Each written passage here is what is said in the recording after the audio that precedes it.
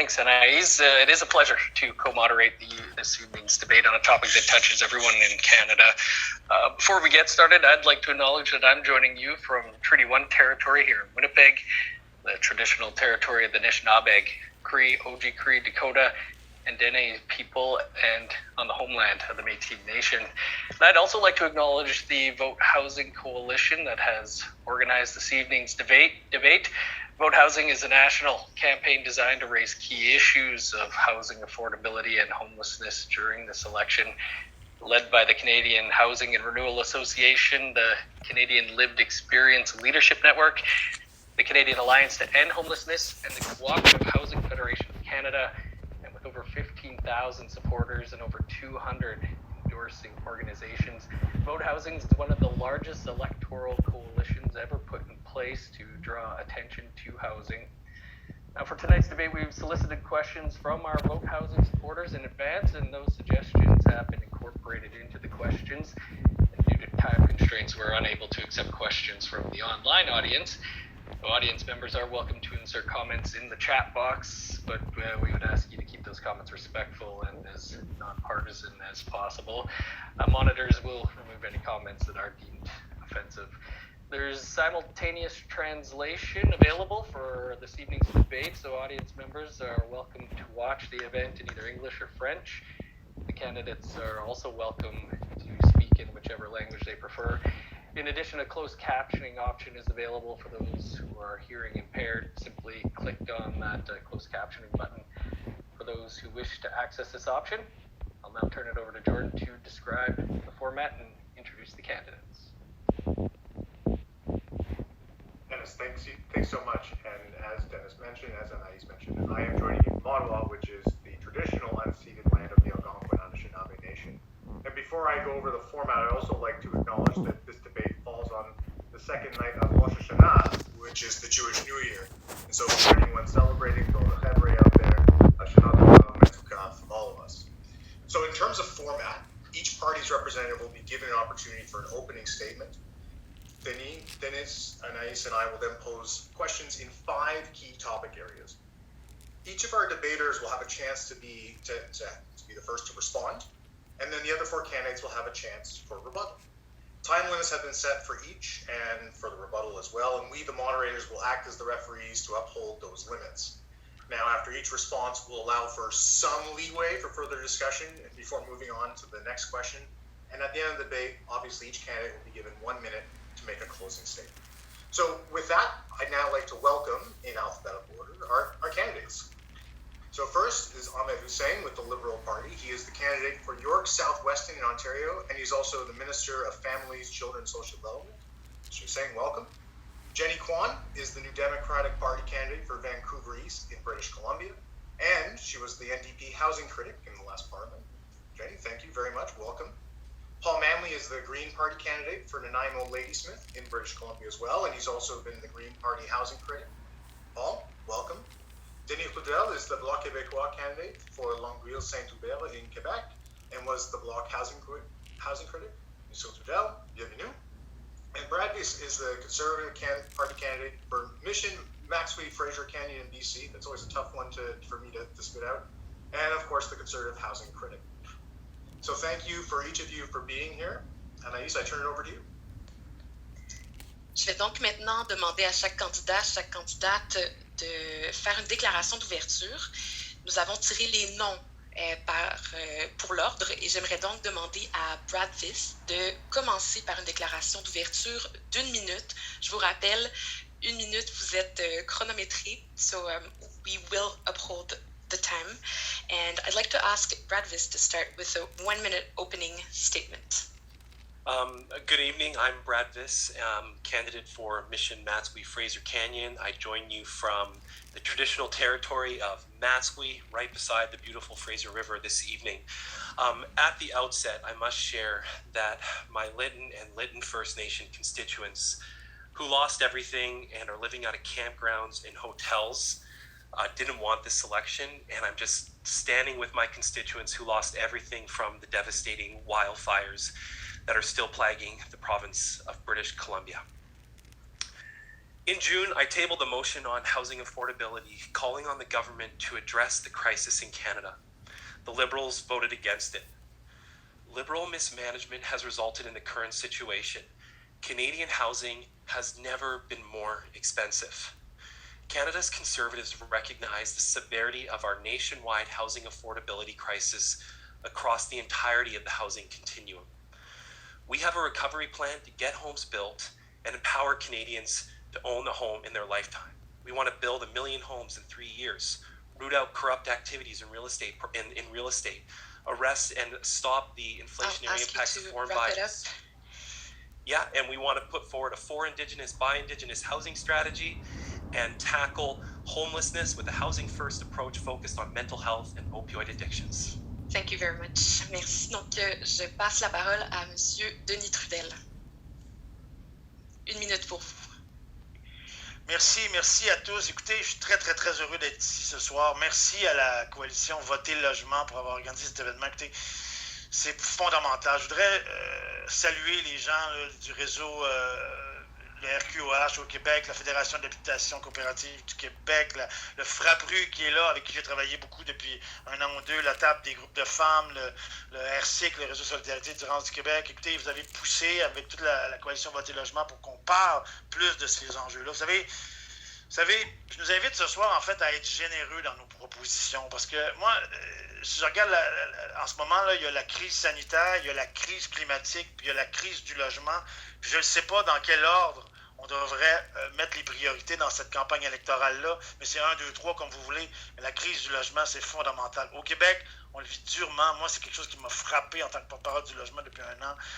Nos propositions sont généreuses au Bloc, on va avoir l'occasion d'en parler, mais on propose que le gouvernement, qui en fait pas assez en ce moment par rapport à la crise du logement, investisse massivement jusqu'à 1% de son budget pour faire face aux enjeux de pauvreté, aux enjeux de logement, les Autochtones dans les réserves, les femmes victimes de violences conjugales, les aînés partout. De conclure. Alors écoutez, je nous souhaite d'être généreux dans nos propositions ce soir pour qu'on trouve des solutions concrètes pour les gens. Merci. Next, we have Jenny Kwan. You have 1 minute. I'm zooming in from the Musqueam, Squamish, and Tsleil-Waututh unceded territories. Canada's housing crisis began in the 1980s and was accelerated by the federal Liberals in 1993 when they canceled the National Affordable Housing Program.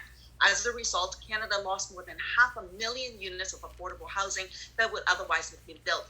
And just before the election, the Parliamentary Budget Officer revealed the affordability gap is expected to grow under the Liberal plan. And he also indicated that less than half of what the Liberals say they built in affordable housing actually got the funding. Not only that, under their watch, we actually lost 183,000 units of social housing. Worse still, the Liberals think 30 to 120% above market rent is affordable. The failure to honor the commitment on a for Indigenous, by Indigenous housing strategy is disgraceful. We have to see a change. We now learn that the Liberal candidate in Vancouver Granville has flipped at least 42 properties since 2005. Housing should not be treated like a housing market. Housing is a basic human right. That is part of the DNA in the NDP. We will tackle the housing crisis by building 500,000 affordable. I'll ask you to wrap it up. By building 500,000 affordable housing units, and we will mobilize federal resources to do this and actually deliver a Indigenous, for Indigenous, by Indigenous housing strategy. Thank you very much. Next, we have Monsieur Ahmed Hussein. You have 1 minute. Thank you very much. I join you from the Indigenous territory of the Mississaugas of the Credit. We're the party that introduced the first ever national housing strategy. We have more than $70 billion on the table to build a system that works. We've already helped 2 million Canadians find a home. We put federal government leadership back into the housing issue, and our strategy is working. We're delivering real housing for real people in real time across the housing spectrum. This is real progress, and we will simply not stop. In fact, we will invest even more to build 1.4 million new units, protect homeowners' rights as well as renters' rights, unlock home ownership for the middle class, and take real action against speculators. This means more supply, more affordable housing, and tackling of speculation. No other party in this debate has a credible plan to end chronic homelessness. build more supply or tackle speculation. Not only is our plan costed, it's the most ambitious. We're doing more, and we have a plan to get there. Thank you. And lastly, Paul Manley, 1 minute for you as well. Well, thank you very much for hosting this debate. Thank you for Vote Housing for bringing this issue forward in this election. I'm coming to you from the traditional territory, the Nanaimot First Nation. The housing crisis is a national crisis, but in my community and communities all across Canada, the crisis is local and it's personal. And that's why I've been focusing on this issue as an MP. In February of this year, I called for an emergency debate on affordable housing, and I tabled Motion 66 outlining a series of concrete actions to address Canada's housing crisis.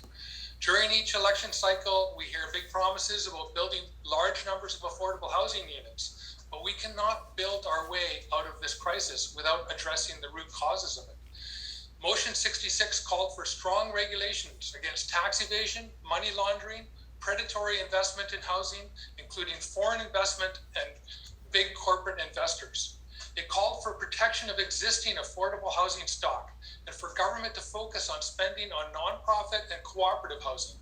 And it called for greater protections for renters. We need to stop providing incentives that drive up land values and start providing incentives to municipalities to zone. I'll ask you to wrap it up. Since my motion was tabled, I've noticed that the other parties have picked up on some of these ideas, which is great. What we need to do is act on them. Thank you very much. Now I'll pass it along to Dennis. Thanks, everyone.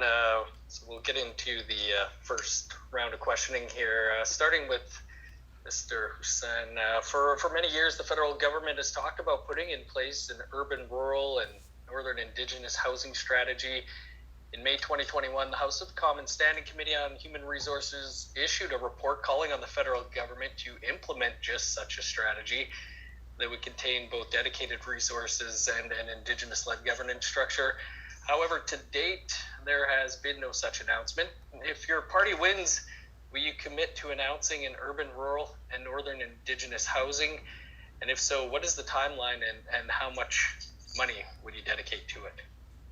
Thank you for the question. Our Liberal government will fully co-develop an urban, rural, and Northern Indigenous housing strategy with Indigenous peoples. Unlike the other parties, we will not enact a strategy. We will co-develop an urban, rural, and Northern Indigenous housing strategy with Indigenous partners to create a national Indigenous housing center so that Indigenous people can oversee and administer federal Indigenous housing programs that impact their communities. We've seen, for example, in the Rapid Housing Initiative, almost 40% of the new units that are being built in both Round 1 and Round 2 are going to Indigenous communities. Over $638 million already has been specifically allocated to housing that benefits Indigenous peoples living in urban, rural, and northern communities. So this is progress, but we know that more needs to be done. We're absolutely committed to doing this, but we will do it in partnership and co-development. And unlike the other parties, we will not enact something without that co-development piece. Thank you, Mr. Hussain. Ms. Kwan? Well, I have to say the for Indigenous, by Indigenous housing strategy was actually in the minister's mandate letter. And guess what? They didn't deliver it. It was not in their budget for 2019. It was not in the fall economic update in 2020. And it wasn't in the budget 2021. It is absolutely disgraceful. For the NDP, we've been calling for this and we're fully committed. We say explicitly that in our platform, we will deliver a for Indigenous, by Indigenous national housing strategy co-developed and fully funded with the Indigenous community in the 100 days of our mandate. We will work on this and get it done. The Liberals have been saying that they will do this over and over and over again, and at every time they've missed it. This shouldn't be their campaign commitment. This should be their record. And the fact is they've failed to deliver, and Indigenous peoples are 11 times more likely to use a homeless shelter. It is shameful for the government to have failed on this front. Thank you, Ms. Kwan. Mr. Manley? Well, thank you. Today, there are more Indigenous children in foster care in Canada than there than there were children in the residential school system at the peak of that system. The top two reasons the children are taken from their families are poverty and lack of adequate housing. And that's simply unacceptable. The first 5 calls to action of the Truth and Reconciliation Commission are about this very issue, but the response has been inadequate. Governments must facilitate the rebuilding of community and cultural connections through a for Indigenous by Indigenous housing strategy. In Nanaimo, Ladysmith, there's 2 great examples of culturally appropriate urban Indigenous housing. And Nutsumat Lalem multi-unit housing and Salish Lalem youth and elder housing that connects students from out of town with elders. These housing complexes include communal spaces where residents can cook, gather together, and share cultural knowledge and traditions. These are communities, and they're successful because their creation was Indigenous-led. This is what we need to be working on. We should be financing more of this in this country, and that's the kind of thing I will continue to fight for in the House of Commons. Thank you, Mr. Manley. Mr. Trudell. Oui, merci. J'aimerais commencer mon intervention juste par saluer les 11 nations autochtones du Québec, soit la nation Inuit et les 10 autres Premières Nations, les Abénakis, les Algonquins, les Atikamekw, les Cris, les Hurons-Wendat, les Inuits, les Malécites, les Mi'kmaq, les Mohawks et les Naskapi. Je déplore un peu quand même ce soir qu'on soit tous en train de discuter de la question du logement autochtone dans les réserves entre non-autochtones.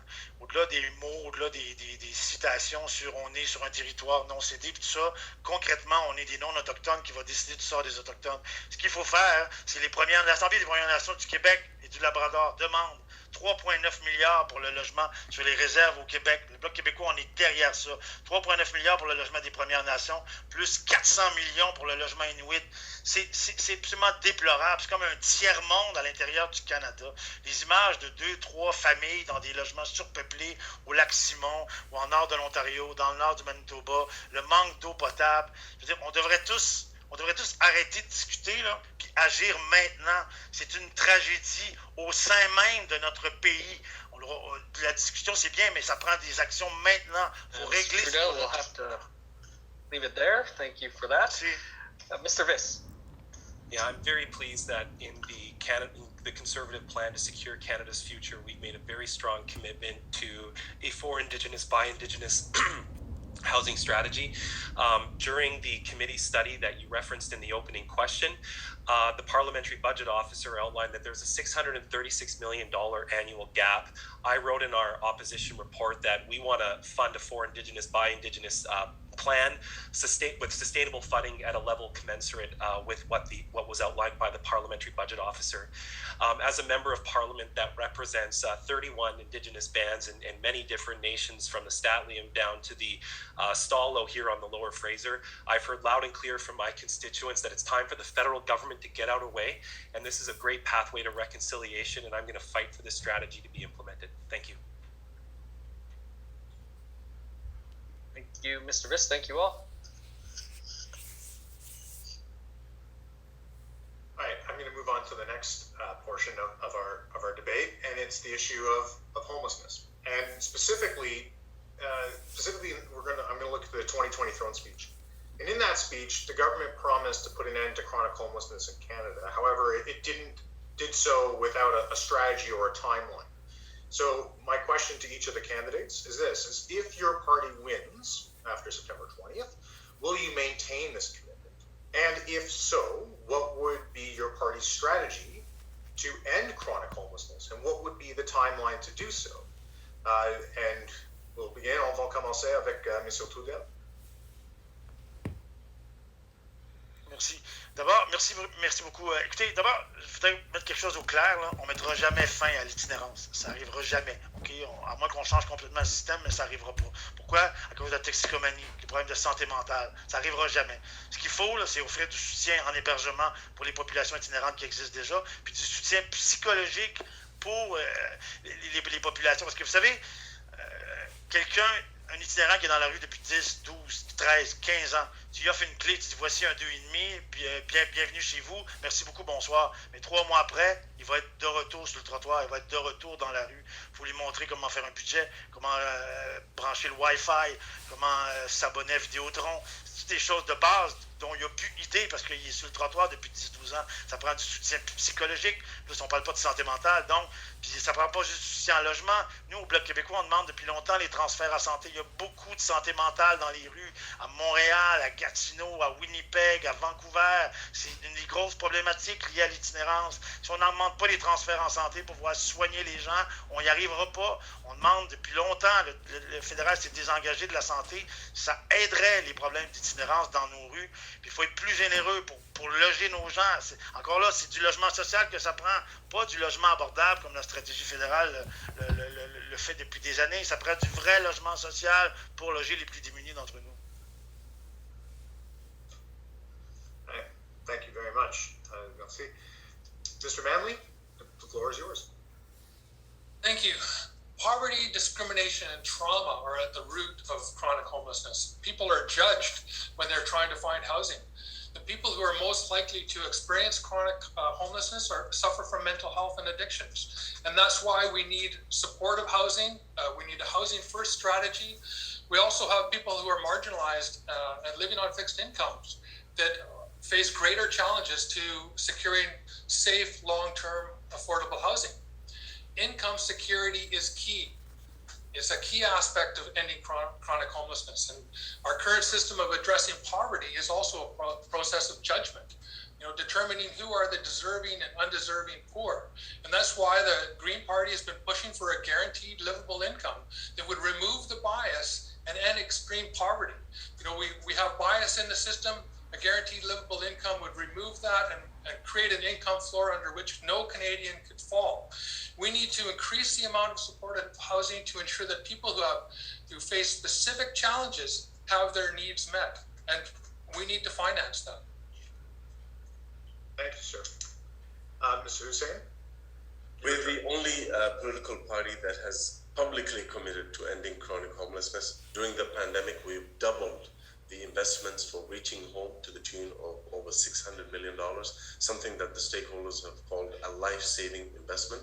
In budget 2021, we've upped that investment to $567 million to give stability and predictability of funding to the community, the frontline organizations tackling homelessness. In addition to that, we have introduced a $45 million program to end chronic homelessness among our veterans population. The NDP only mentions homelessness once. They don't have a plan to end homelessness. They haven't committed publicly to end chronic homelessness. And the Conservatives, they'll let the market figure it out. They'll let developers figure it out. They have only committed $100 million a year on ending chronic homelessness, which is a drop in the bucket. We have the folks with the plan on the record and the investments to continue to do the necessary work to end chronic homelessness from Canada. Thank you, Mr. Hussein. Mr. Weiss, the floor is yours. Well, first off, to Mr. Hussein, did the Liberals even meet their initial plan to cut chronic homelessness by 50% already? I say not. The Conservative Party wants to re-implement a housing first approach to aid in the fight against addiction, crisis, and homelessness. We want to revise the government substance abuse policy framework to make recovery an overarching goal. We have a commitment to invest $325 million over the next 3 years to create 1,000 residential drug treatment beds and build 50 recovery centers across the country. And we need to support innovative approaches to address the crisis of mental health and addiction in Indigenous communities, such as land-based treatments and other Indigenous-led treatment programs as part of an overall plan. And finally, as the Parliamentary Budget Officer outlined, we're going to get the national housing strategy fixed so more money can get out the door faster. There is billions of dollars committed to ending homelessness in Canada, but it's sitting at CMHC and it's not reaching the people that need it right now. Thank you to you all. I'll pass the floor over to Anaïs. Sorry. Oh, sorry. I my apologies. Can't respond. This is Ms. Kwan. How could I forget you? My sincere apologies. The floor is yours. Well, thank you very much. First off, let's be clear. Under the Liberal plan, we are not going to end chronic homelessness. Let's be clear about that. Inflating the numbers, double counting is not going to do the job. So for us, for the NDP, a core component of our approach is to fully implement the right to housing. And we need to actually do this and not just say it. And so we are committing in developing real affordable housing, 500,000 units of social housing, co-op housing, housing that actually houses people and not the kind of affordable housing that the Liberal subscribes to, the one that is 20 to 120% above market rent. What we need to do is also provide subsidies to the nonprofit sectors to support them. We need supportive housing as well. There are many people who need that extra support for them to succeed in the housing. We do need to address and tackle the issue of poverty. There's no question about it. I'm so proud of my colleague Leah Gazan who put forward the motion on a guaranteed livable income. We need to look at this as a holistic issue. And finally, let's just recognize this. Addressing the housing crisis can be a reality. It just needs political will. The Liberals exacerbated the problem, and now in an election, they're promising that they'll do more. Where were they? Where were they in the last 6 years? Thank you, Ms. Kwan. I don't know, just maybe as a very quick follow-up for anybody who wants to answer. Part of the question was, is there a timeline that any of you have for actually ending chronic homelessness? And I would open the floor to, Ms. Kwan, if you would like to go first. To anyone who wants to put circle a date on the calendar, if you wish, about when we might actually have an end to chronic homelessness in this country. Yeah, so our plan is actually looking at ending homelessness within a decade. We will actually deliver with that 500,000 units of affordable housing within 10 years, and then within the first 5 with half of that. None of this slow walking the program, postponing it, and then putting the money in the back end and then never actually delivering the actual housing. The other thing that needs to be done is that we need to revamp the delivery of CMHC. CMHC used to be some of the top government agencies in delivering housing, and we've lost that because the Liberals canceled the National Affordable Housing Program. Swan, I do want to give everybody else just a quick chance. We could talk about CMHC maybe a little later, but is there anyone else who would like to, as I said, circle a date on the calendar so for everybody listening, they understand what the timeline is for your party's commitment to end chronic homelessness? Mr. Manley, Mr. Fudel, who would like, just raise your hand if you'd like to go. Si vous me permettez, en fait, j'aurais une question en fait aux trois autres partis. Moi, en parlant avec les gens sur le terrain, le réseau Solidarité itinérante du Québec, les gens impliqués sur le terrain en itinérance, ils disent que la pandémie va faire voir ses effets sur le terrain pendant 5 à 10 ans. Déjà, la mairesse Valérie Plante a dit pendant la pandémie que la population itinérante de Montréal avait doublé.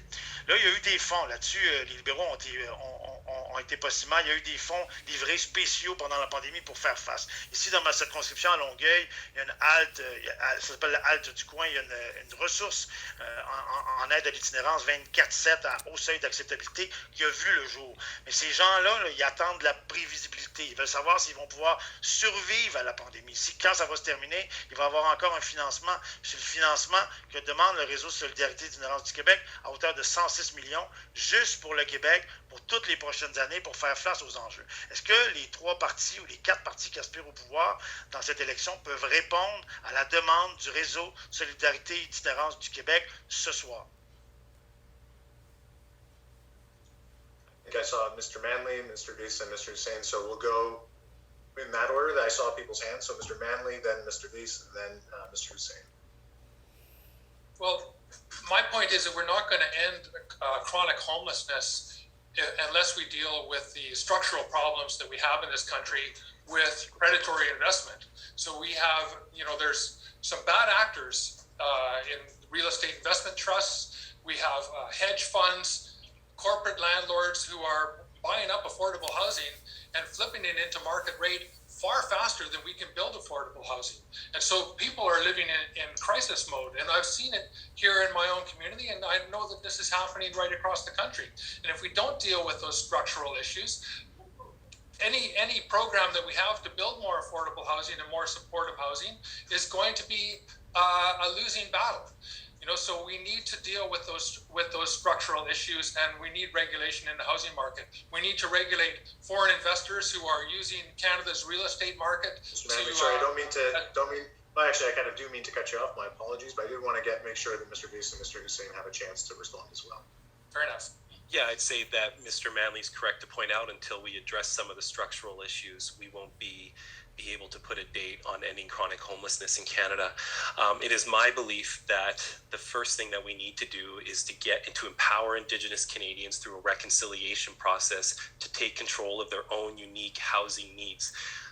In my constituents, in many places in British Columbia, there are a disproportionate number of Indigenous people who are homeless. We need to address this structural problem and get a for Indigenous, by Indigenous housing strategy moving first. Thank you. And Mr. Hussein? I'm glad Monsieur Tourdel has recognized the Rapid Housing Initiative investments in Quebec and Longueuil. We are not going to end chronic homelessness by doing what the NDP is doing, which is mentioning homelessness once in their platform. They have no dedicated plan to end chronic homelessness. They mentioned 500,000 units, no plan to get us there. Mr. Viss would trust developers and the market to figure it out. No plan, $100 million that the Conservatives plan to invest in this. $100 million, we've announced more housing, more support for affordable housing in 1 month, 2 months ago in July, than they want to spend on affordable housing and housing solutions for homelessness in an entire year. We've more than doubled the investments for reaching home. We're getting the job done. Empty promises with no plan will not get us there. Thank you to you all. And now I will hand the floor over to my knights.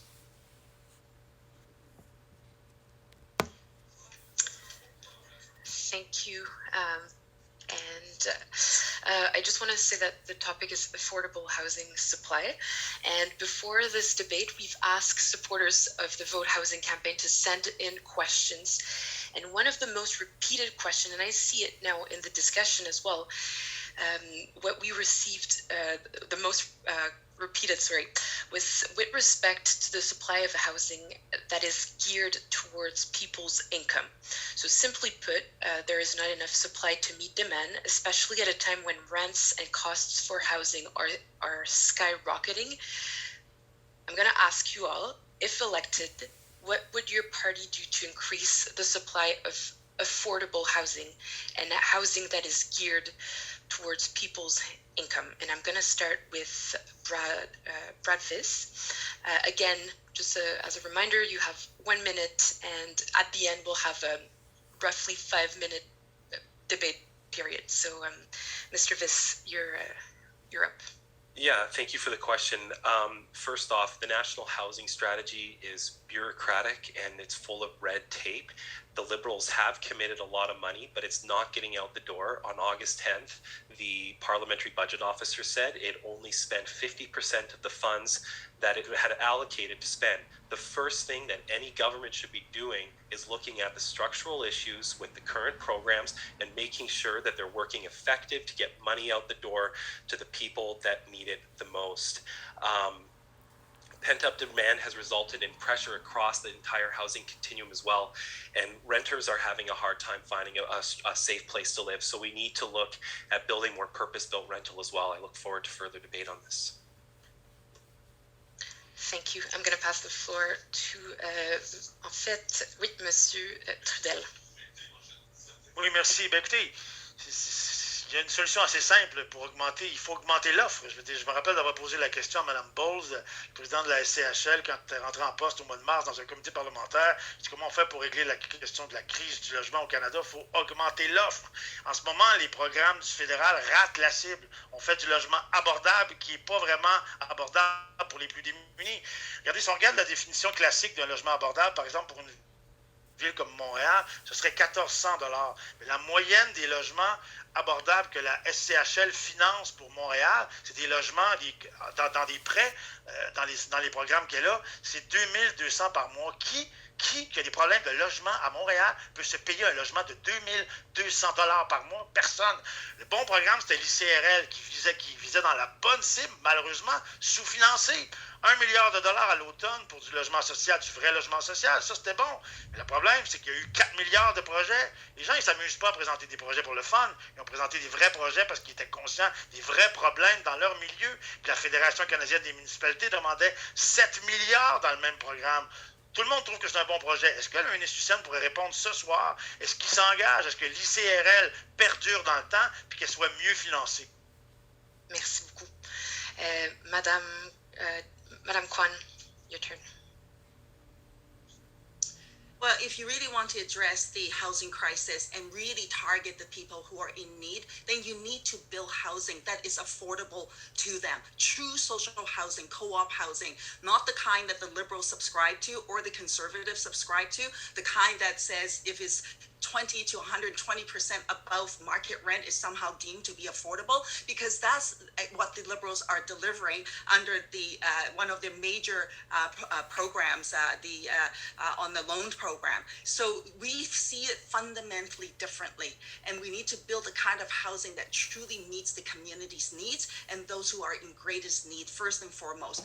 We of course also need to address the escalation of housing costs as well, and the whole spectrum of it.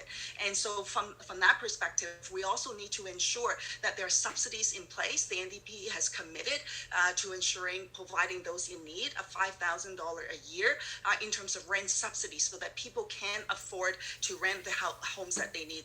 But first and foremost, getting right down to the basics, we need to build affordable housing, true affordable housing, social housing, and co-op housing. That's what we used to have before the Liberals canceled it. Thank you very much.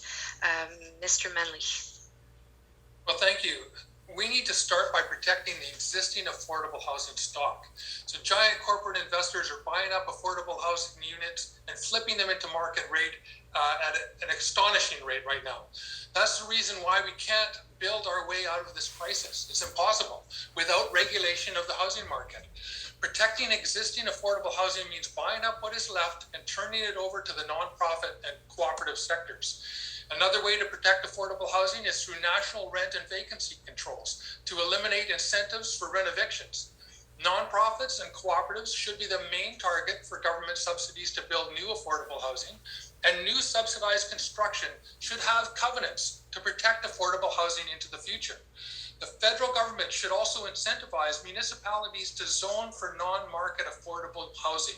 This type of zoning would make land more accessible for nonprofits and cooperatives and eliminate land speculation and competition from corporate interests. We need to deal with a systemic problem with our housing market and build affordable housing. Thank you very much. And now, Mr. Hussein. Thank you very much. We have demonstrated through the National Housing Strategy that we've built more supply, but we know that there's more work to be done. We are proposing, for example, in our Liberal housing plan, which, by the way, is the only costed plan for all the parties here, to build more housing supply by putting on the table $4 billion to work with municipalities, to put tools in their hands, but also to support them through financial incentives to build more affordable housing supply, to build more rent-to-own supply, and to build more housing supply, period, for middle-class Canadians. We have invested $2.5 billion to build rapid housing for the most vulnerable Canadians, permanent housing, over 9,200 units set to be built with that plan in many, many parts of the country. We have a plan in place to make sure that we support Canadians through rental supplements that are more generous in place with each and every province in Canada and territory than what the NDP is promising to do. When it comes to the Conservatives, they would rather leave everything to developers and the market and hope that it works out. No, we believe that the federal government has a leadership role to play in contributing to more housing supply to benefit Canadians. Thank you, Mr. Hassan. Now, as for the debate period, okay, so people are listening to us, and this is a real topic for some people. It's a question of, life and death sometimes, or, living somewhere safe and being on the street. how does your party define affordability? Comment votre parti définit l'abordabilité? En des mots très simples, very simply put. And I'm going to start with Madame Kwan because you were the last, you didn't get to speak at the end of the last period.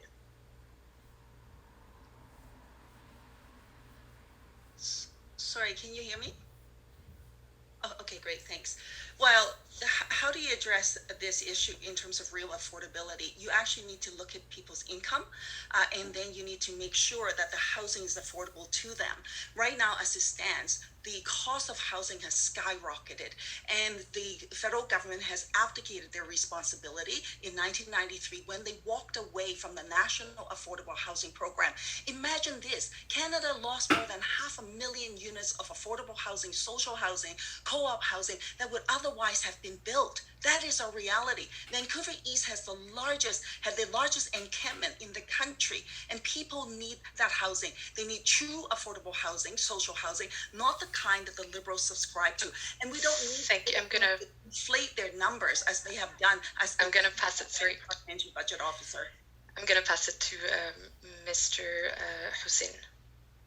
We believe that the role of government is to address the housing needs of all Canadians across the spectrum. If you look at the Rapid Housing Initiative, we partnered with municipalities and provinces and organizations and Indigenous communities and governments to fund 100% of federal dollars to build permanent housing solutions for the most vulnerable. Ms. Kwan would rather deny that and focus on the rental construction financing initiative, which is for a different kind of housing need. We are proposing to double our investment in the co-investment fund that is about building deeply affordable housing below 30% of someone's income in the form of rent. We introduced and interrupt you now Canada housing benefit, which is more generous than the NDP is promising to do. Thank you. I'm going to pass it to Mr. Manley. Thank you. So the affordable rate is 30% of a person's income is what affordable housing should be. And we need to really revisit this and look at how it's calculated in regions that are out of control. There are, a couple of comments I'd like to follow up on. One is that we need to build more housing stock. That hasn't worked. When you're just building more market rate housing and you have land speculation, it just drives up the cost.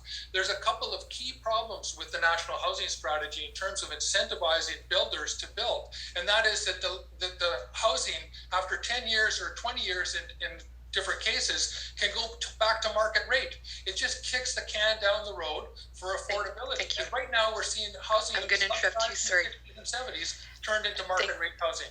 Thank you. I'll pass it to Mr. Viss.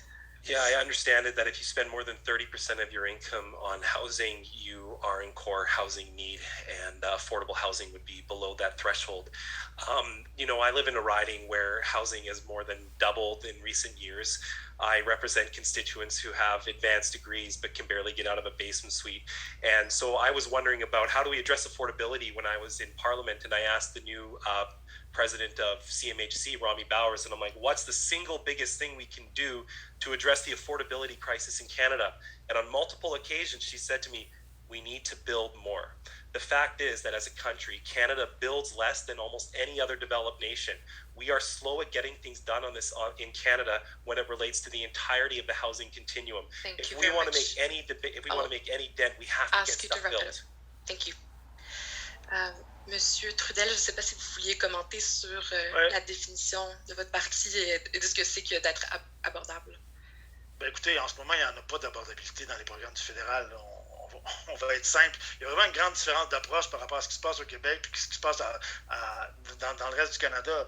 Au Québec, on privilégie l'approche sociale et communautaire, l'approche globale. Puis c'est dans le logement social qu'il faut investir parce que il y a des statistiques terribles. Puis moi, j'ai fait du porte-à-porte dernièrement là, puis dans des blocs appartements ici à Longueuil. Puis les conditions de vie sont misérables. Il y a 80 000 ménages au Québec, 82 000 ménages qui payent plus de 80% de leur revenu pour se loger. Pouvez-vous imaginer une telle chose? 80% de ton revenu pour te loger, tu gagnes 20 000 tu en as 16 000 que tu envoies dans ton logement. Mais ça, c'est terrible. Après ça, qu'est-ce qui te reste pour te transporter, pour manger, pour t'éduquer? Puis on ne parle même pas de consommer de la culture ou d'aller au cinéma ou d'aller au théâtre. Donc, il faut vraiment investir dans l'approche sociale, le logement social. I would like to maybe, Mr. Hussein, did you get a chance? I think you did respond to that. Yes, now I remember. I'd like to ask you, should federal policy focus solely on supply, or does the government have a role in curbing demand as well? Focusing only on supply without looking at the different types of supply needs of Canadians is the wrong approach. The Conservatives are proposing to build half of the supply that we are proposing to build, and the NDP is proposing to build half of the supply that the Conservatives are proposing to build. They haven't costed their plans, and they have no way to get there. We believe that the housing needs of Canadians are different across the housing spectrum, and you have to build across that spectrum, from permanent housing solutions for the most vulnerable in our community, all the way to home ownership. Thank you. Including to own. I'll stop you. You've mentioned the Conservative and the NDP platform, so if you want to, any one of you, Mr. Viss, do you want to reply to that? Yeah, I'll just start. Well, I remember in 2016, I had just had my first kid, and I had lost the election, and I saw an article noticing that housing costs had jumped over 30% in my community. And no matter who I talk to across Canada, young people in this country feel that they've lost hope. They don't see a pathway to home ownership, let alone renting a suitable place to live. My sister in Vancouver, her landlord's in Shanghai, China. It's not acceptable. We need to build housing for Canadians, and we need to get done. The status quo is not okay, and under this government, housing affordability has only gotten worse and worse and worse. I'll interrupt you. Madame Kwan, if you want to reply. Well, thank you very much. You know, Mr. Hassan talks about their housing program. Their commitment of 1.4 million units actually accounts for units that is going to be built anyway, with or without government. That is to say, private developers will build this housing, but they've added that to their account as well. And so this is how they do it. That's where the million come from. The NDP is actually not going to do that. If we're going to do that, we'll say, well, we'll build 1.5 million units of housing, affordable housing. But the fact is this, they refuse to acknowledge, is that the housing that they have in one of the biggest housing program, the RCFI, is actually geared towards the developer, giving them loans to develop housing that is not affordable to the people in greatest need. That's the difference between us and them. We will build housing to meet people's needs. I'll ask you to wrap it up. Thank you. We will go to the fourth question, so I'm passing it on to Jordan. Thank you very much. Actually, I think it's going to go over to Dennis. He's got the next question, but Sure. but I would go happily again. But I think Dennis, everybody really wants to hear from Dennis now. Thanks for that, Mr. Manley. You mentioned renovictions there in the last section, and that's where we're going now. Another question that many people suggested be asked, and that has to do with the practice of renoviction. This is a practice where large multinational corporations buy up a large number of lower-priced housing, renovate it, and then drastically increase rents, which many of the current tenants obviously won't be able to afford and are therefore forced to move out. Does your party have a plan to address this practice? And if so, what is your strategy to end renovictions? And Ms. Kwan, we'll start with you. Well, thank you very much. There's no question there's a huge crisis, and we have the financialization of housing, people coming in, buying up the stock, and then rental evicting people, jacking up the rent. And this crisis is real. What we need to do is ensure, first off, that we support the nonprofit community to get in there to make these purchases in quick turnaround.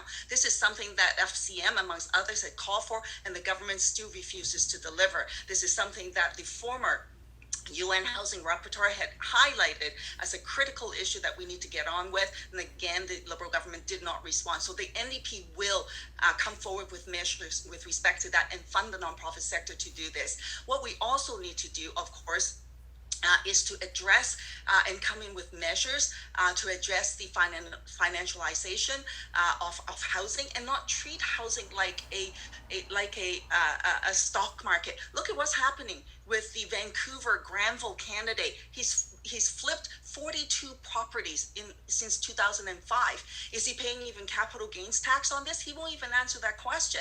A basic question that people deserve to know. We need to stop those kinds of practices, and we need to ensure that rental housing markets are for renters and that are affordable.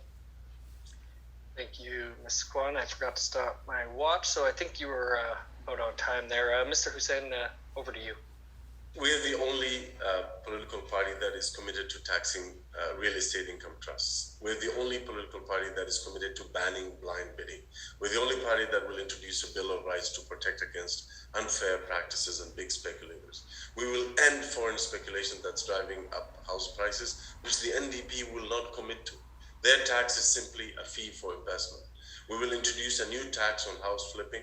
What will the Conservatives do about this? They'll give tax breaks to rental house flippers. And so our platform makes it absolutely clear that we are the ones that are taking unfair speculation and real estate investment seriously. If you recognize that this is an issue, a re-elected Liberal government is your only option to tackle this seriously. The other two parties really don't have a plan to get there, and they don't really even articulate a way to get us there. Mr. Hussein, thanks for that. Mr. Manley.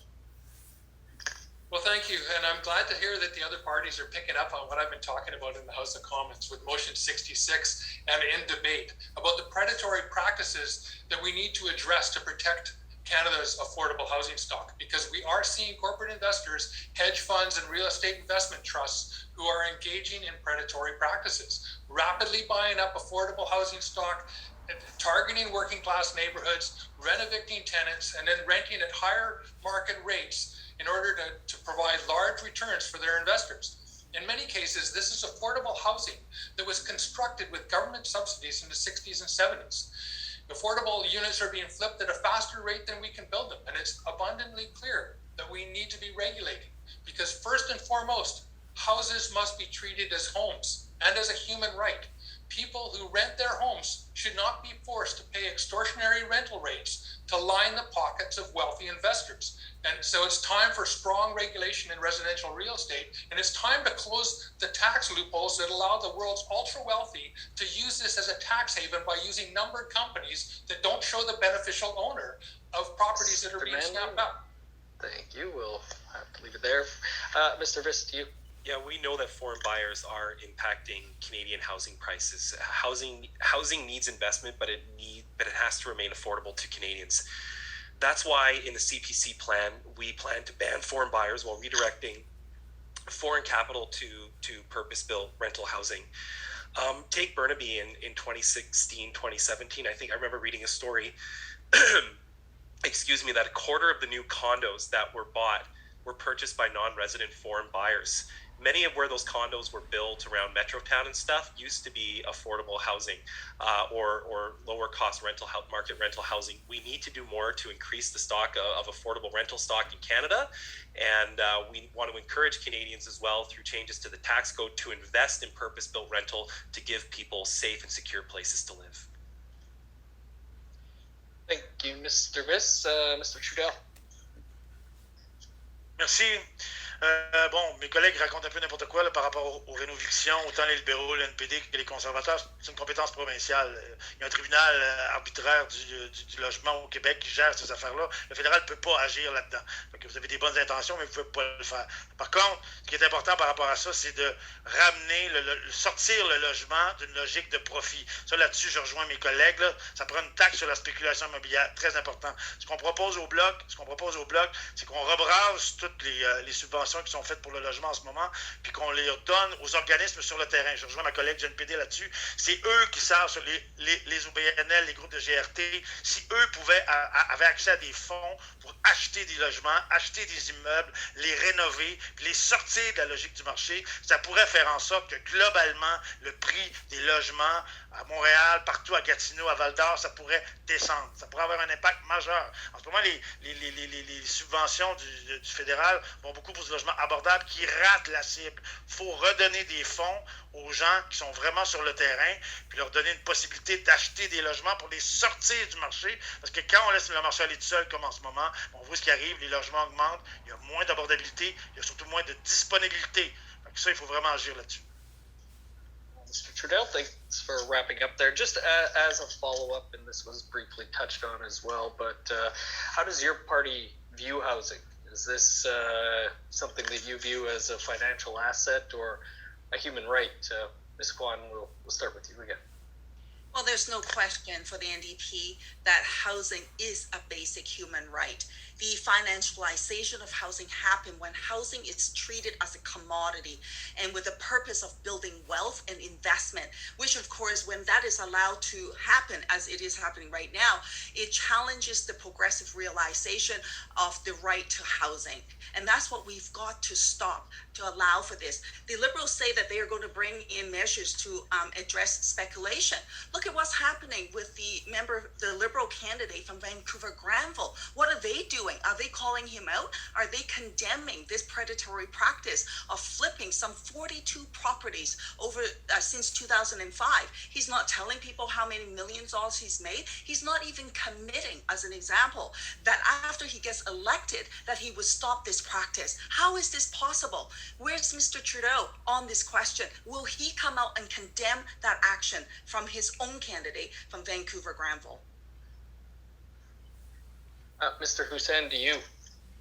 The NDP really has no credibility on this. It really shocks me that the NDP does not believe this is an issue because, after all, your solution to rampant financialization is charging foreign buyers a convenience fee.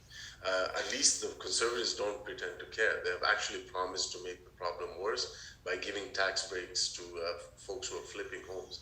But you are not even doing anything about this. We are the ones who are taking action against the REITs.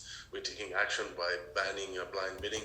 We're taking action to prevent rent evictions, and we will definitely take action against foreign speculation that is driving up house prices, which your party, the NDP, will not commit to doing.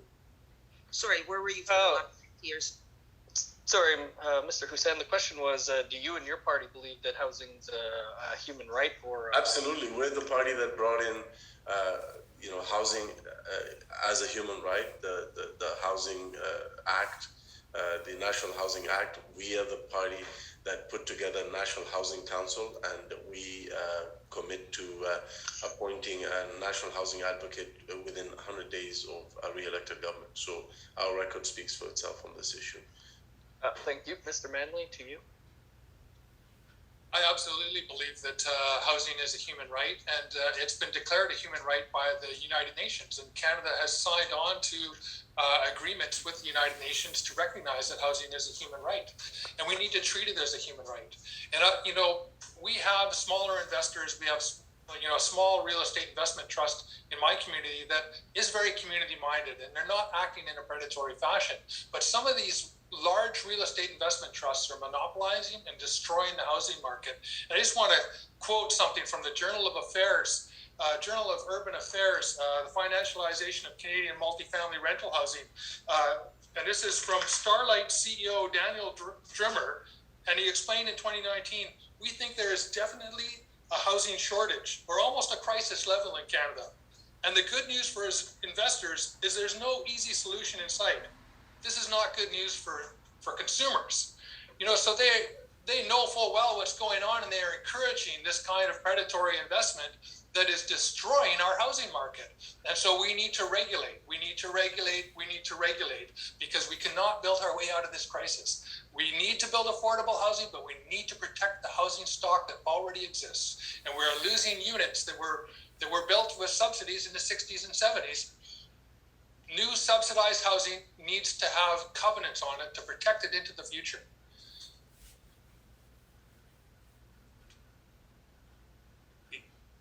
Yes, housing is a human right. We lost our host there. I think we've lost Dennis. I'm sure he will come back momentarily. Oh, Nobody cut me off. I just keep on going. Yeah. I don't think we can allow that. I'm here. Go on. Jordan too. Yeah, Thank you. I just want to make sure we because I know Dad's keeping track, but we're going to move on if that's okay with everyone. Mr. Viss, sorry. Yes, I didn't get it. Well, first off, like, housing has to be a place people can call home. And young Canadians across this country, irrespective of political affiliation, all recognize that we need to do more to help them find a secure place to live, be it in social housing, a cooperative, market-based rental, or in home ownership. We're not doing enough. Going back to the financialization of housing, in the Conservative plan, we've heard loud and clear, especially in British Columbia, that we need to get a handle on money laundering. There's been some great reports over the last couple of years. We're committed to doing what those reports say as it relates to FinTract and the proceeds of crime and money laundering.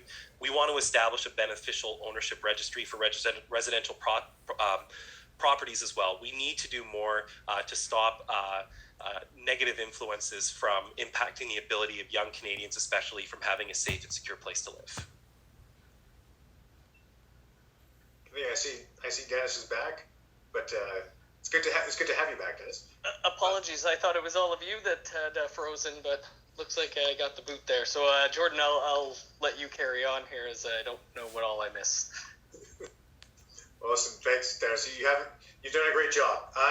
I'm going to go to our fifth category tonight, and that happens to be a topic that I'm sure the number of people who are tuning in know quite well, and that is supportive housing. So something that makes community housing different than private sector housing is the provision of many of the necessary supports, those wraparound supports, whether it's mental health, addiction support, primary health care, seniors care, I could go on. Those wraparound supports are often what allow individuals to avoid a recurrence of homelessness. It also allows them to live fulfilling lives. So my question to each of the candidates is this: if your party forms government, will you commit to providing resources for these necessary supports? And what would that look like? And we'll begin with Mr. Manley. All right, thank you. I don't think my party's going to form government, but I will continue to advocate for housing first. Study after study has shown that the housing first approach is the most effective way to address chronic homelessness. Housing is a human right, and people deserve to be housed. And once the need for housing is met, it becomes easier to connect people with the supports and services they need to deal with mental health issues, addictions, and other barriers. Those wraparound services. A study in Surrey, following one homeless person with mental illness issues for a year, estimated that it cost taxpayers $170,000 through emergency services, healthcare, the justice system, food banks, and outreach workers. That same study estimated that it would cost $17,000 to have this person housed in a group home with a support worker and wraparound services. Clearly, we cannot afford to have people who need social supports living on the streets. Providing supportive housing for people with challenges and barriers is not just the ethical and moral thing to do, it's also the financially sensible thing to do. Thank you, Mr. Manley. Mr. Viss, the floor is yours. Yeah, one of the key pillars of the Conservative plan to secure Canada's future is to invest in wraparound services for people that are suffering from opioid addiction and the mental health crisis. It should be noted that during COVID-19, more people died from opioid overdoses than COVID-19, and we have a lot of work to do. I will note, as an MP that represents a large rural area as well, that the federal government has a responsibility to extend supports and wraparound services, not just in urban centers, but to all Canadians. And that's why the Conservative Party also put forward a plank, a fair deal for rural Canada, so that people in rural Canada who are suffering from homelessness or couch surfing, that they have the supports they need as well. We need to do more on reaching home too. Thank you very much. Mr. Hussein. We are building on a strong foundation. We're the only political party that is publicly committed to ending chronic homelessness. We understand, for example, from programs like that we introduced, like the rapid housing initiative, that we, in order to get supportive housing and supportive services, you first need to build the housing. And we've done that to the tune of, and we're on track to build 9,200 new permanent affordable homes through the rapid housing initiative. We've doubled funding during the pandemic for Reaching Home. We're committing to doubling the funding for co-investment funds so that we can build more deeply affordable housing. The Conservatives think that the market will figure this out. The NDP don't even mention homelessness more than once in their platform. They don't cost their platform. There's no plan to dedicate supports and services and a dollar figure to homelessness. We're the party that's getting the job done. We will build more affordable housing. We have invested more in the co-op sector to the tune of $118 million. We've closed the gaps that were left behind by the Harper Conservatives with respect to co-ops and non-profits. We're getting the job done, and I don't see the same level of ambition or even vision from the other parties on this call. Thank you, Mr. Hussein. Monsieur Trudel. Oui, merci. J'ai visité récemment une très belle ressource ici à Longueuil, à Saint-Hubert en fait. Ça s'appelle Mon appart à moi. C'est un bloc appartement de 6 appartements, des 2,5, où c'est des adultes ayant une déficience intellectuelle. Puis dans cet appartement-là, il y a un psychologue, il y a quelqu'un qui aide à faire les repas. Ils ont du soutien aussi pour leurs activités. C'est extraordinaire, c'est magnifique. Malheureusement, il y a des centaines et des centaines et des centaines de gens qui souffrent de déficience intellectuelle au Québec qui n'ont pas accès à ce genre de ressources-là. Des adultes, là. Ça en prendrait vraiment plus. On parle aussi des centres par rapport aux femmes victimes de violences conjugales dont on n'a pas abordé la question. On pense que les relations, les femmes prises dans des relations toxiques au Québec, ça a vraiment été un gros enjeu de la pandémie. Les femmes ne pouvaient pas sortir. On pense qu'au Québec, seulement, à tous les jours, il y a une femme qui frappe à la porte d'une ressource pour aider les femmes en victimes de violences conjugales et qui se cogne à une porte fermée parce qu'il n'y a pas cette ressource-là. Donc, c'est sûr qu'ils ne sont pas de logements supervisés. Il en manque. Ça prend des logements pour aider les besoins particuliers. Encore une fois, je le répète, si on en parlait tantôt d'itinérance, on ne mettra jamais fin à l'itinérance chronique, mais il faut juste subventionner comme il faut l'appui qu'on donne à tous ces gens-là qui dorment sur nos trottoirs à tous les jours au Québec et au Canada. Thank you, sir. Merci. Ms. Kwan, the floor is yours for any comments you'd like to make on the question or any rebuttal to what you've already heard. Well, there's no question that the NDP will support supportive housing. It is absolutely essential for part of our population for them to be successful. But the truth of the matter is this: under the Liberal government, we actually in Vancouver East had the largest homeless encampment in the country. Asked the minister for support in 50-50 cost share with the province to purchase hotels so that we can house people. Not a response, did not come through with it. And guess what? The province went and did it on their own. And 100% of that funding for the supportive aspect of that housing came from the province. The fact is, in this last 6 years, the Liberal government have not been there and they've abandoned people. Under the Liberal record, Canada actually lost 183,000 units of social housing that used to get subsidies from the government. Because they didn't get the subsidy, we lost 183,000 units. That's over 40% of our stock. So now, on the eve of an election, the Liberals are saying, oh, but I'm promising all this stuff and I'm delivering all this stuff.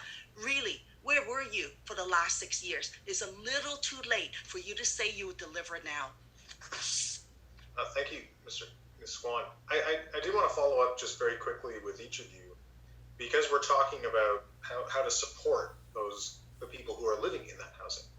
And it came up a few minutes ago, the idea of a guaranteed annual income or a guaranteed minimum income. And so I'm wondering how each of you and your parties view that idea as a means to address poverty, and therefore really provide maybe some greater support for tenants. And maybe we'll just go back through the list if that's okay, the way we started. So that would be Mr. Manley. The floor would be yours to begin. Sure, I've been advocating for a guaranteed livable income since I was elected, and it's been Green Party policy since 2006. When the pandemic hit, we were lobbying the government to implement an emergency guaranteed livable income so no one would fall between the cracks and we could take care of people, but instead we got a patchwork. And, I've been hammering away on this issue, and I'm really happy to see the NDP and the Liberals pick up on this idea and debate it at their conventions, because it's something that it's an idea whose time has come. There's been a lot of study. There's been a lot of, pilot programs that have shown that people will work and will go back to school, will improve their lives, and end up paying more in taxes, after getting a guaranteed livable income. And that there are studies that show that after a period of years, it will be a net benefit because it just flows back into our economy rather than having the current system where the ultra wealthy are offshoring their wealth. So, I think it's really important for eliminating poverty. And I'm glad to see other parties. I'm going to cut you off there because I want to keep things moving. I apologize. Mr. Viss, as you were the next speaker when we started, the floor is now yours. Yeah, I don't support a guaranteed livable income. What I do support is helping people in need who are suffering from mental health and addictions crisis, for helping young people afford a quality education, and doing everything we can to include people who want to be in the workforce with a meaningful job. That's the position of the Conservative Party on that. Yeah, thank you, sir. Mr. Hussein, you would be next. Thank you so much. Getting supports to people directly with a portable housing benefit is what we've done. The Canada Housing Benefit moves with the individual when they move within a province or a territory. We have signed Canada Housing Benefit agreements with every province and territory to offer up to $6,000 in direct rental supplements so that people are housed. That is more than what the NDP is promising to do if they're elected. We've already got the job done. We're providing more supports under the Co-Investment Fund to provide wraparound supports for women and children fleeing domestic violence. We will continue to partner with provinces, nonprofits, and municipal governments on the Rapid Housing Initiative, on the second round of the Rapid Housing Initiative, because part of supportive housing is also delivering on the housing. In terms of universal basic income, it was sad to see the pilot program cut in Ontario, because that data would have helped us to better inform the best way forward on this issue. Obviously, PEI and British Columbia have looked at a number of approaches to this, and this is something that we're always open to looking at to see if there's ways to collaborate on this. Okay, thank you very much, Ms. Sotuda. Oui, merci. Écoutez, le revenu minimum garanti, ça fait longtemps qu'on en parle. Je pense qu'on a eu des sessions au Parlement avec des comités pour en parler. Il faudrait tout rebrasser, les programmes sociaux. Puis au Québec, ils sont assez généreux. Donc là, il faudrait négocier avec Québec. Puis si j'en juge le temps que ça prend pour négocier le fédéral avec Québec, moi, je trouve pas que c'est une solution d'avenir. Regardez, le fédéral a lancé une grande stratégie nationale sur le logement en 2017, là, puis ça a pris 3 ans. Là, ils se sont entendus. Ça a pris 3 ans avant que l'argent qui était dépensé partout dans le reste du Canada soit dépensé au Québec dans le cadre de cette stratégie-là. Moi, j'ai rencontré une mère monoparentale ici à Longueuil, là, qui a fait la première page du Journal de Montréal, avec 3 enfants victimes de violences conjugales qui n'avaient pas de logement avant le 1er juillet. Mais si on avait signé l'entente, si le fédéral serait grouillé le derrière et avait signé l'entente avec le Québec, au lieu de s'empresser de vouloir mettre ses feuilles d'érable partout, mais cette dame-là, au 1er juillet, on leur aurait trouvé un logement parce qu'on en aurait construit, on aurait pu en rénover. C'est ça qu'il faut faire. Il faut être plus généreux dans nos programmes, puis il faut se grouiller. Quand le fédéral signe des ententes avec Québec, il faut se grouiller de signer les ententes pour que l'argent soit versé à Québec, pour que les logements soient au rendez-vous. Thank you, merci, Mr. Poudel. Ms. Kwan, you get the last word on this. Well, the NDP believes in the guaranteed livable income. I just saw in the chat very quickly that there were comments about seniors who are homeless today. When I first started as a community legal advocate, we didn't see that many seniors who are homeless, but that is their reality today because they can't access safe, secure, affordable housing over successive liberal and conservative governments. What do we need to do? We believe actually we can begin the guaranteed livable income initiative with seniors to make sure that they can live in dignity. We can begin that work also with people living with disability as an example, so that we can ensure that people who need help the most get the support that they need. Housing is is a basic human right. You don't just get to say that without delivering it. And that's what we've had with successive Liberal and Conservative governments. I would also say as well that the government can also lead by example with a guaranteed living wage with federally regulated jobs as an example, so that people can earn the living and be able to afford the housing that they need. Decent housing, decent living with dignity. There are other measures as well to address the poverty issues, such as universal pharmacare as an example. And those are all the things that we can make a difference, real difference in people's lives. Thank you, Ms. Kwan, for wrapping up there. Perfect timing. And with that, I am going to hand the floor back over to Anais for what I believe are, let me guess, are going to be closing statements. Exactly, you're correct. I know it's not enough time for all the questions and topics that are at hand, but I'd like to thank you. Merci beaucoup. Merci à tous et toutes d'avoir pris le temps de nous rencontrer, de rencontrer aussi les électeurs, les électrices. Et puisqu'on approche la fin de ce débat, j'aimerais vous demander à chacun, chacune de faire une déclaration de clôture d'1 minute et nous allons procéder à l'inverse de l'ordre du début. So we'll go backwards with whom started or closed now is the first one to close. That, if it made sense, sorry. I will, hopefully you make more sense than I do. I will pass it on to Paul Manley to provide your closing statement. Well, thank you very much, and thank you to everybody that's tuned in. What I'm hearing from the other parties is a series of promises for Band-Aid solutions over the next number of years, but those Band-Aids do not address the root causes of the housing affordability crisis. Subsidizing low-income renters helps in the short term, but ultimately lines the pockets of big corporate landlords who are some of the worst offenders in this crisis. Adding more market-rate housing does not increase affordability for buyers and renters, and Vancouver and Toronto are prime examples of this. We need strong regulation of the housing market to curb predatory investment practices and eliminate loopholes that allow tax evasion and money laundering. It's imperative that we protect existing affordable housing now. We need to incentivize municipalities to zone for true long-term affordability, and we must build more affordable housing and ensure that it stays affordable in the long term. Thank you. Thank you very much. Mr. Ahmed Hossein, you're next. Thank you. It is very clear that the Liberal housing plan is the most ambitious, the most comprehensive, the one that is fully costed, the most effective. We're building on a strong foundation. We're the only ones with money on the table and a real plan to build supply, tackle affordability, and address unfair speculation. It's the only plan that will build 1.4 million housing units. It's the only plan that addresses housing needs of Canadians across the spectrum, from homelessness to market housing and access to the dream of home ownership. It is, as I said, the only plan with costing any money to do this. These things take time, federal leadership and federal dollars. We have significant money on the table, as I said. Canadians are asking us to do more, and that's why we are relentless in our efforts to make sure that everyone has a safe and affordable place to call home. We will build more affordable housing by doubling the co-investment fund. We're building more affordable rental housing.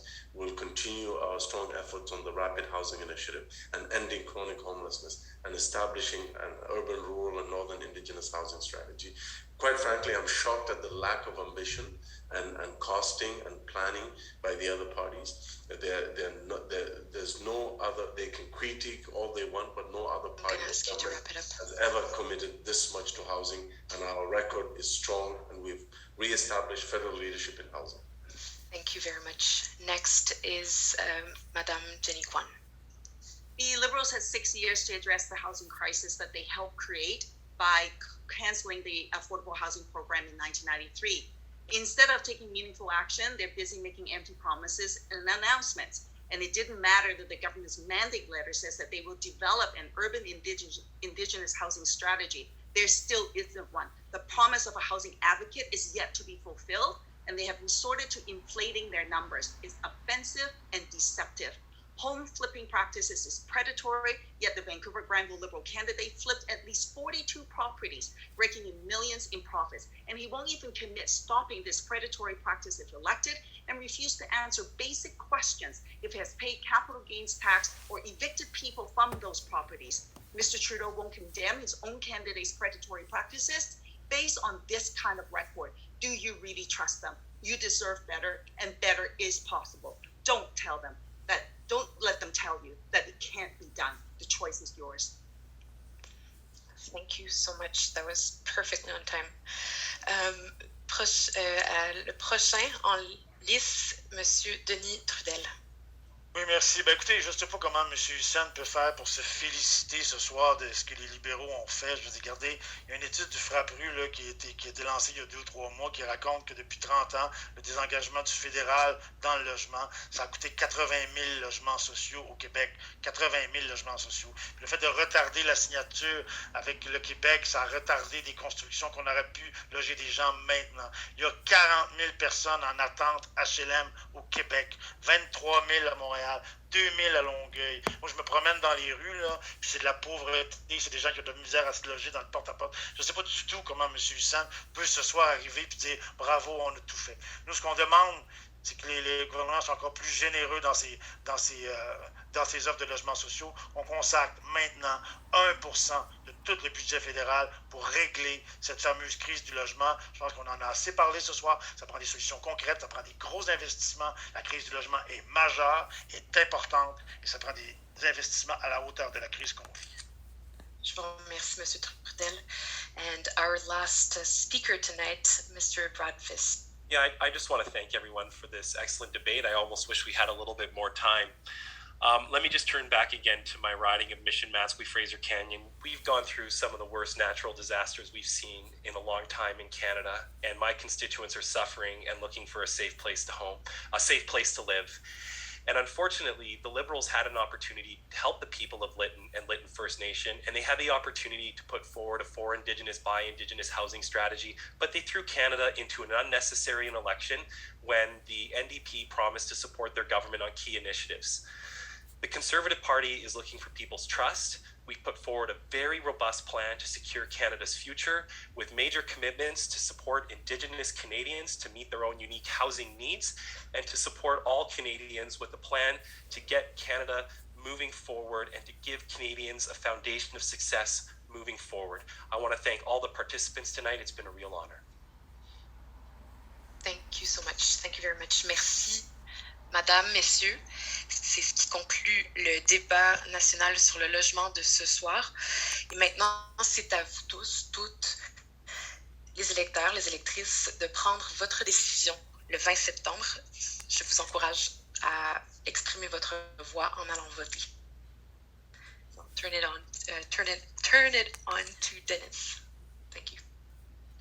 Thanks, Anais and Jordan and everybody. A very important topic for sure, and perhaps we should have had more time. We didn't get to touch on land back for Indigenous peoples or police evictions of homeless encampments, but certainly do want to thank all of those who tuned in tonight, our audience, and I'd like to thank the Vote Housing Coalition for putting on this debate. We wouldn't have got to any of these questions otherwise. And of course, thanks to our candidates for giving us the time tonight, busy schedules during the election, and appreciate your comments and insight. I'm quite certain that you're all getting a round of applause from our viewers here online. So thanks to you all. Good luck to you all, and have a wonderful night. Thanks.